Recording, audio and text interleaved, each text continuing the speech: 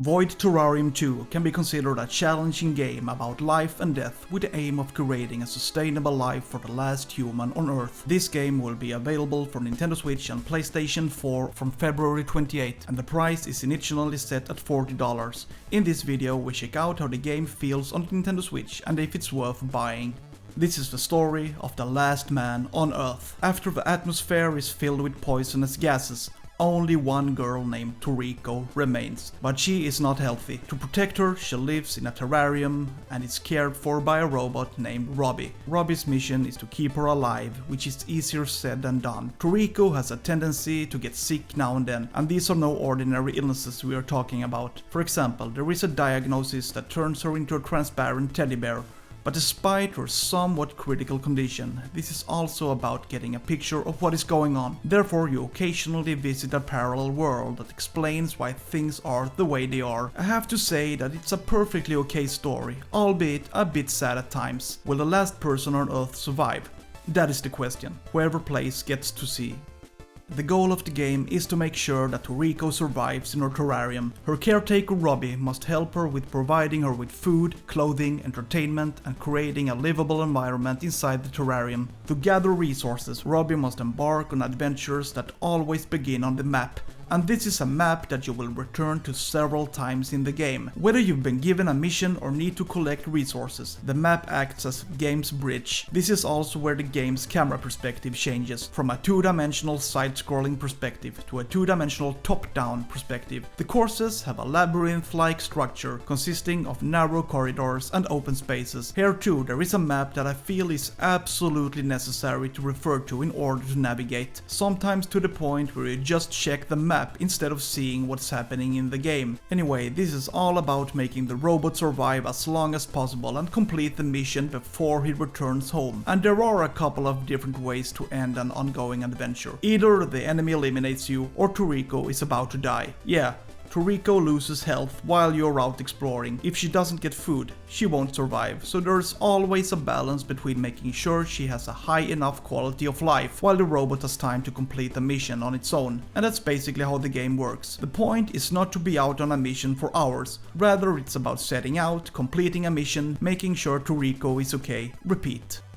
But despite the fact that on the surface it may seem rather monotonous and repetitive, there are moments that make everything much more interesting, namely that the robot becomes progressively stronger. Out in the field you can find blueprints that you can take back home. If you create an item based on a found blueprint, you usually get a stat bonus, for example more attack or defense. In this way you can become really strong over time, which is also noticeable when you fight against simpler enemies. They don't stand a chance against an overpowered robot. This is in my opinion one of the better aspects of the game, and a bit addictive actually, to develop the robot and see how strong you can become, but it also gets tougher the further you go. The enemies do more damage and have more advanced attacks. In the beginning you mostly fight against harmless creatures, but later you meet enemies that explode, teleport and deliver hard blows. It's like a learning curve. To get far it can be good to know the enemy's strengths, because there is nothing more frustrating than getting really far and then dying due to not paying attention to the enemy's deadly abilities. And the assignments can last quite a while. It's pretty sad to die half an hour into a mission only to have to start over from the beginning, but regardless of whether you die or not, you always return to the base in the end, so the game can be experienced as repetitive.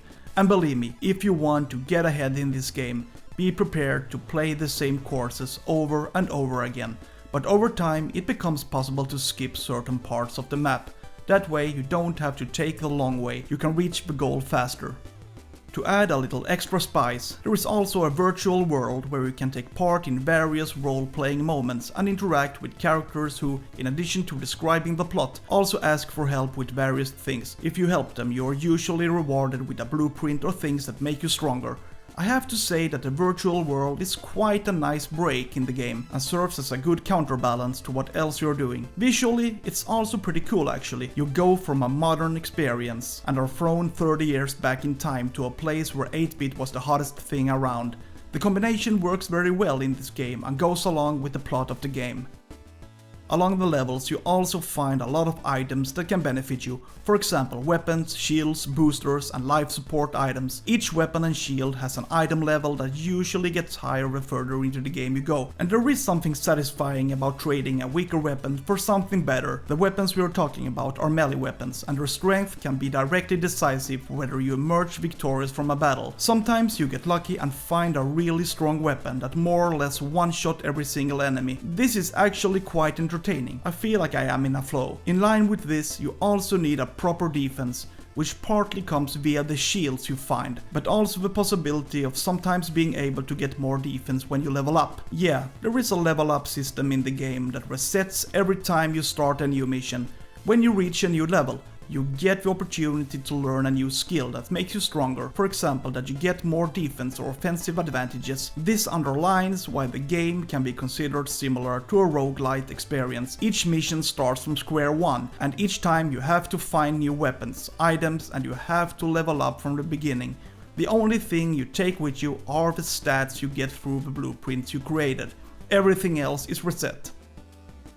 Void Terrarium 2 is undoubtedly an extensive game that requires a lot of time. Since each mission takes a relatively long time, you can expect an adventure that can take days to complete. But even though the game can sometimes feel repetitive, a dynamic adventure is offered that contains a dramatic narrative combined with two-dimensional action. I must point out that the main entertainment value lies in the evolution of the robot, that you feel that you're getting stronger and can resist all the dangers that lurk out in the world. But something that confused me was the terrarium itself. In order for Toriko to have a tolerable life, you can install things that affect the humidity and temperature, but sometimes you don't know if you're making the right decision or how the objects should be adjusted to create the ultimate conditions for Toriko's survival. It may be a bit of trial and error, but I found it relatively confusing. How everything correlates is definitely one of the more puzzling aspects of the game, for better or worse, but an overall impression of the game is that it's a big adventure that puts a lot of emphasis on exploration and being able to cope with the missions that are assigned. I can definitely recommend this game if you like a differently structured roguelite with a deep story and some varied gameplay elements. It's definitely worth the $40, but be prepared for it to get a little repetitive in the long run.